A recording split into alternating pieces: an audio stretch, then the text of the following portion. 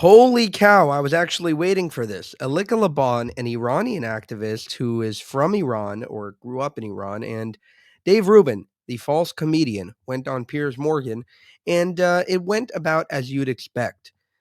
He got educated. Check it out. I think essentially your question is all flawed. I mean, even in the IAEA report that you're referring to, they also reiterated that Iran doesn't have a nuclear bomb and that they have not made the decision to start pursuing one. And so there was no imminent threat. Listen, even Benjamin Netanyahu, in his interview with Brett Baer, who always, Piers, as you know, has a long history of just making up how long the Iranians are to developing a nuke, even he said maybe a year, 13 months. But the point is that in order for them to do that, they would have had to kick the inspectors out. And then it would have taken them at least a matter of years to develop a nuclear bomb if they had made the political decision to start seeking one, and then it would have taken them a while to figure out. Do you think they should have one? My point. Do you think Iran should have a nuclear bomb?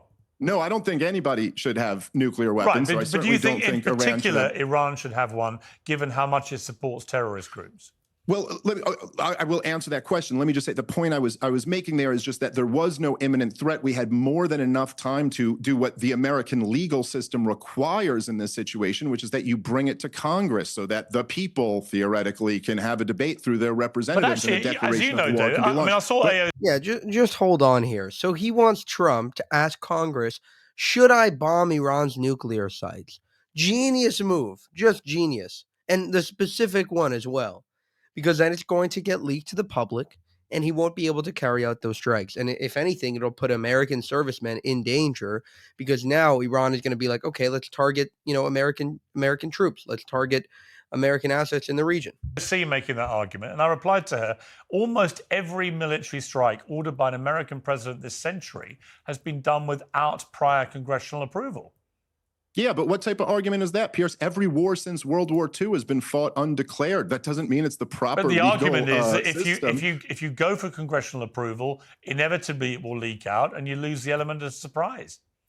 Yeah, okay, but then the argument also is that the Constitution is the supreme law of the land, and the founders very intentionally placed war-making power in the Congress because they didn't want it to be, they didn't want the president to have the war-making powers of a king. Now, yeah, but listen, it's counterintuitive. It can make military strikes as well. It just can't declare war.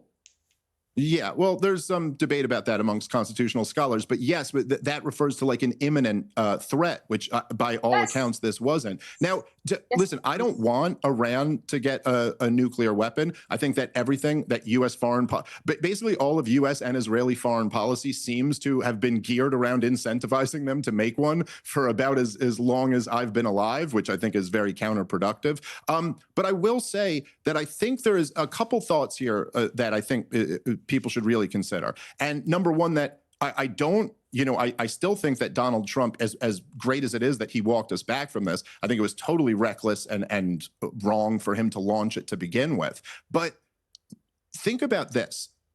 The whole foundational claim for the Hawks' justification about Iran getting a nuke here, because obviously lots of really, really bad people have had nuclear weapons in the history of the world, and that's not a good thing, but like Joseph Stalin and Mao Zedong and like, today, current Vladimir Putin, China, I mean, there's lots of really bad regimes that have nuclear weapons. It's almost never been on the table among serious people that we ought to launch a war of aggression and choice because of regime. But the claim here is that Iran is so crazy. There are these religious fundamentalists.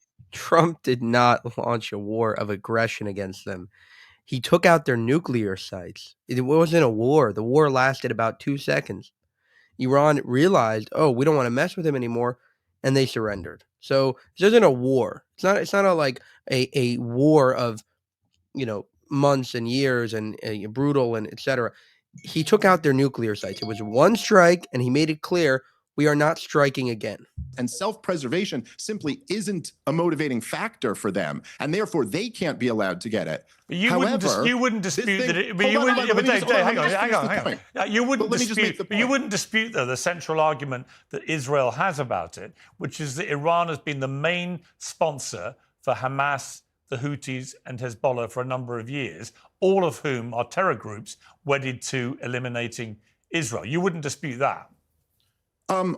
I don't dispute that they have supported those groups, and I don't dispute that that's the Israeli claim. So isn't that right there fairly, the existential threat to Israel? Well, I mean, I'm sorry, but Israel, no, listen, if Israel is the only country in the Middle East who secretly has nuclear weapons and is not a member of the Non-Proliferation Treaty, and they also funded Hamas. So I'm sorry, I do not think it's a legitimate justification for them to launch a war because they claim someone else is making nukes when they're not, and also they also funded Hamas or something like that. So no. Can I respond to this now? First of all, this claim that there's no evidence that the regime is making nukes is totally false. It's totally false. We know that they've enriched to 60%, which means they're 90% of the way there. There's no reason to have anything above 3 to 5% for civilian use. Everybody understands that 60%, the only purpose of it is for nuclear weapons. Now, for a long time, the US and the Western world have been trying to delay the breakout time. That was the whole point of the JCPOA and all of these other deals, was that we know that they're months away, right? That's why you keep saying, oh, they've been months away for years, right? But they've been trying to extend the breakout time from months away to at least a year away for the past 10 to 15 years. So actually, everybody is fully aware that the regime has always been months away from developing nuclear weapons. Now, second of all, again, it's making these moral equivalencies between the United States or different countries or Israel or whoever having nuclear capabilities. What you're talking about here is a regime whose fundamental motto, its entire basis of existence, is death to Israel and death to the United States. That is what it stands for. That is what its leaders chant on a daily basis. That is what school children have to chant in the playground before they start school every day. Death to America, death to Israel. Every day, their strategy is how do we destroy the United States and how do we destroy Israel? Now, when you have an expansionist ideology that has eschatological beliefs about the end of the world and the end of Israel, and the desire is to proliferate and export its ideology of velayat faqih, not just to the Middle East, but to the entire world, and you say, I don't understand what's the difference between them having nukes and others having nukes, that is just profoundly misguided. Second of all, I didn't say that. Second of all, this isn't just about the threat of the nukes themselves. I don't think anyone's thinking to themselves that Iran, that the Islamic Republic's just going to drop a nuke as soon as it has one. The whole point of it reaching nuclear capabilities is that it becomes a deterrent state.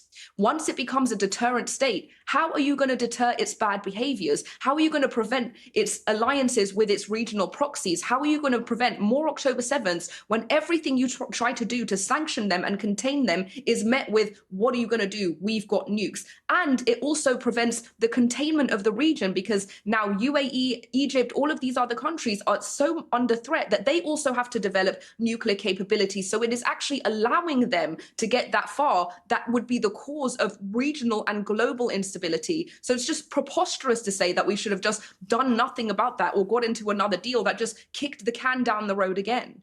We are in the position that we are in because nobody contained this for as many decades as it's been a growing threat. We've passed the Neville Chamberlain moment.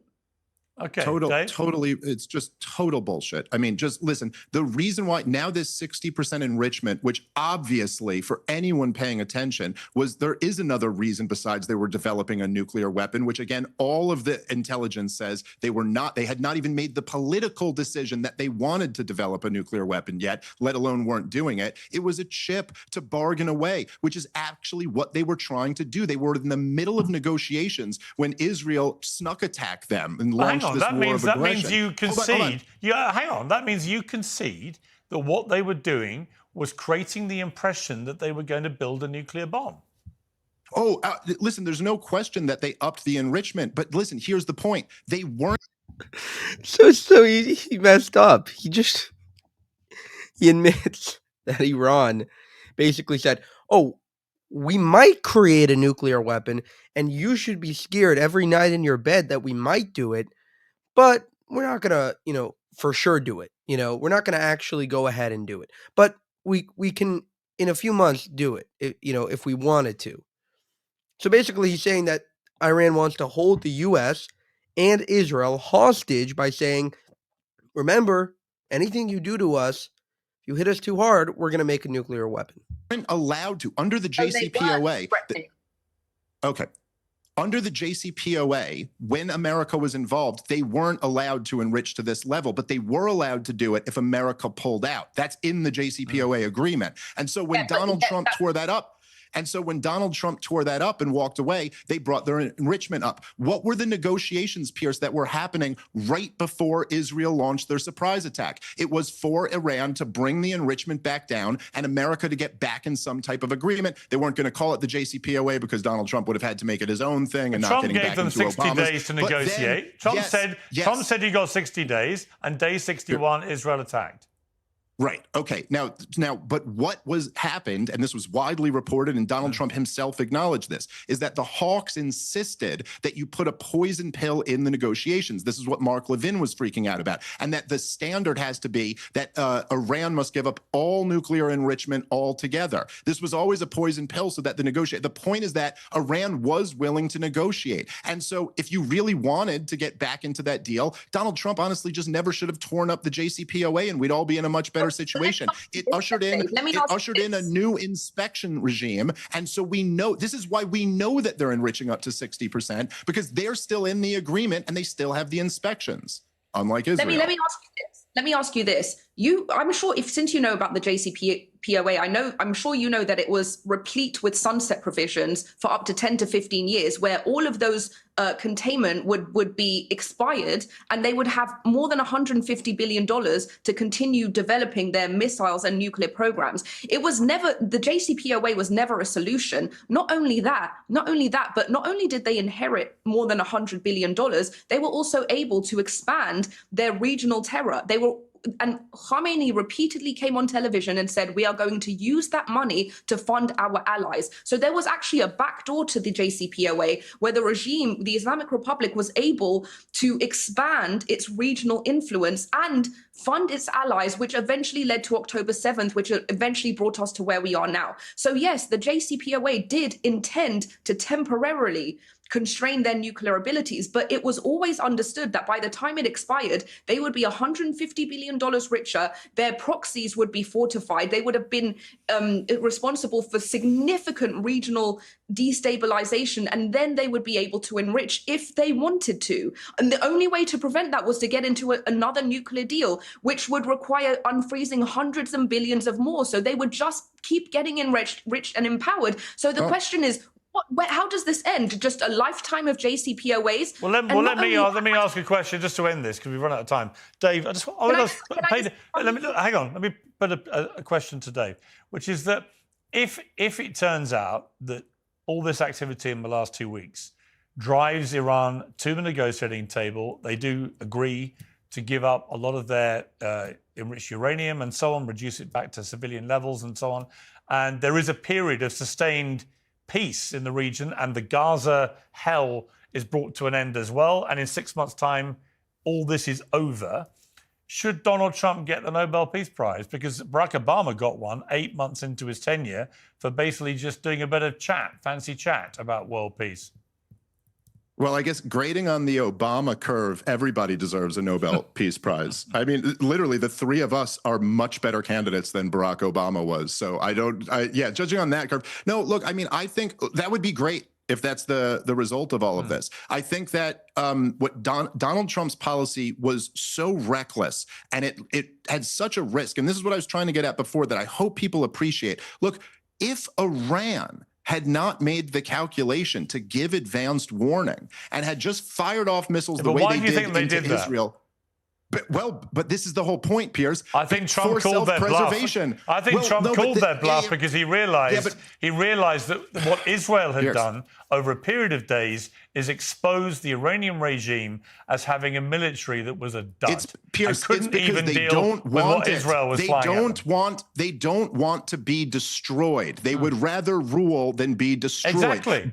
But the point is that we put this in the hands of the Iranian government. If they hadn't done that, we may have had to launch a full regime. What would Donald Trump have done if 50 or 100 Americans had been killed in an Iranian attack? Well, thankfully, that has not. We risked a catastrophe. Thankfully, that hasn't happened because Iran was so panicky, they actually gave prior warnings to everybody to make sure it didn't happen. So maybe they're not such a scary threat after all. Well, that's an interesting point if you take away their nuclear weapons. Elica, final word to you, very quickly. Yes. Okay, your whole point, this whole conversation and everything that you've been saying online is that Israel is engaging in terrorism, ethnic cleansing, all of these things that you claim to be against. And yet you are so happy to engage in these deals that enrich the Islamic Republic and its machinery of oppression to hang and lynch and torture women. So if you're so against what Israel is doing, if you're so against funding what Israel is doing, why are you so happy to fund this regime in its domestic and regional terror by the same means of empowering them with money through the diplomatic? I know, it's crazy. It's almost like I'm opposing war across the board. You're opposing war by actually supporting wars. Why would that be? So you're opposing war, opposing war, like by first of all instigating more war down the road. Okay, that's the Neville Chamberlain moment. You're just asserting that it's nonsense. Second of all, a prediction of the future is not a fact. Please. You are happy for Iranians to be slaughtered, raped, killed, and hanged, so long as in your fantasy world you're opposing war, but you're not okay with it in Gaza. But you're not okay with it in Gaza. What a smug motherfucker this guy is. I think she did a great job here. It's very hard because he keeps moving the goalpost. In the beginning, he says, "This is World War III. Look what Trump got us into." 5 minutes later, the whole thing is finished. Iran wants to come to the table. Peace through strength. It worked out. It was perfect. Trump was right. He was wrong. Instead of coming out and saying, "I'm sorry. I should have maybe double checked myself and thought, okay, let's see how this plays out." Instead of being the doomsday guy, I should have said, okay, let's calm down. No. He went off about how, this is going to end the world and everybody's going to die and it's World War III and I'm against war. Whenever the US or Israel is involved in it. Isn't it weird that a guy like Dave Smith, he's on the wrong side on every issue? When it's Russia, Ukraine, Russia. Oh, I love Russia. When it's Israel, Gaza. Oh, I love Hamas. I'm on the side of Hamas. Oh, Israel, Iran. Yeah, I don't care that they beat up women. I side with Iran. Unbelievable, this guy. Get a load of him. And I think that Piers Morgan, I don't know why he keeps bringing him on his show. A lot of people are branding Piers Morgan an anti-Semite. I think possibly he just does whatever makes money. So perhaps Dave Smith has a little bit of a following. For more, subscribe to the channel. If you want to help us make more of these videos, you can go to buymeacoffee.com/JewishUncensored. You can also go to our channel memberships page and join there as well. Thank you for watching and have a good one.